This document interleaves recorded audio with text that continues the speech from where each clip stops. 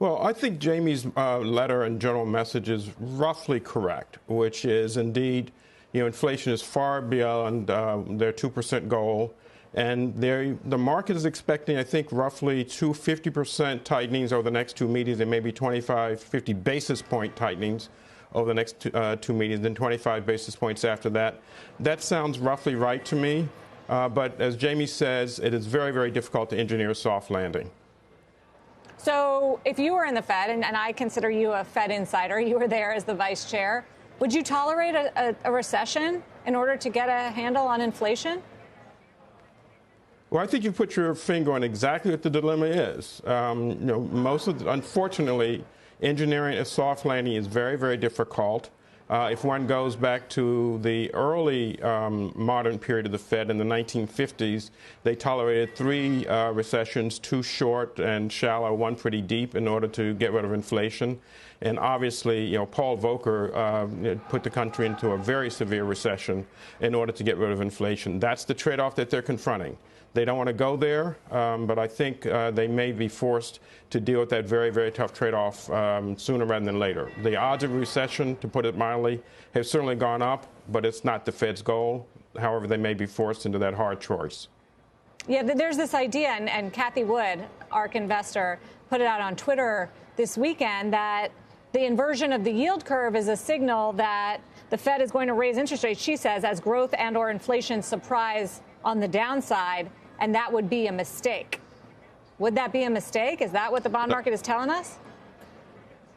Well, I think the bond market, first, there are many yield curves to focus in on. And so I think the one that people were most excited about last week was the difference between the 2-year rate and the 10-year rate. That inverted slightly. The data show, actually, the yield curve that's more important in terms of forecasting recession is the very short end, 3 months to 10 years. That's still in very positive territory. So I think the market's gotten overly excited about one yield curve relationship and is ignoring many others. Nevertheless, whenever one sees an inversion of the yield curve, I think what the market is saying to us is, the amount of tightening called for may be a little less than perhaps the Fed might be pushing for, i.e. the risk of recession has gone up.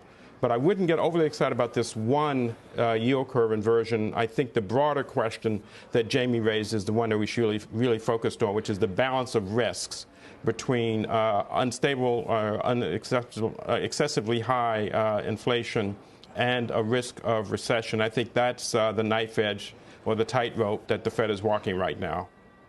And how one relates to another. What's been surprising in a way is how strong the U.S. consumer really is. The fiscal stimulus is largely worn off, and yet we're still seeing companies have pricing power and the ability to push on these higher prices onto the consumer. Do you expect resistance to that at some point? In other words, how strong is the consumer when it comes to dealing with these spiking prices on everything, including food and gas?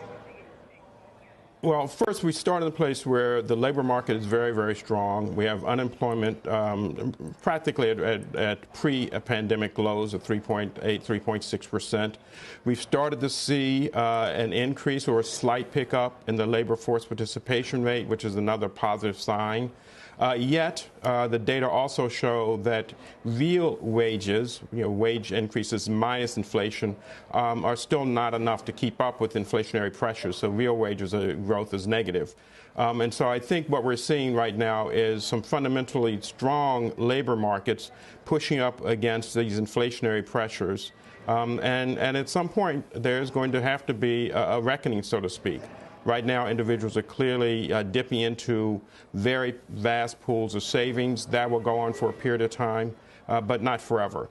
And so that, again, takes us back to this tightrope question, because if, in fact, there is a recession that occurs, it will be from a combination of interest rates that are tightened more than the economy needs, just as consumers are starting to slow down the consumption pattern that we've had thus far because their wages aren't keeping up.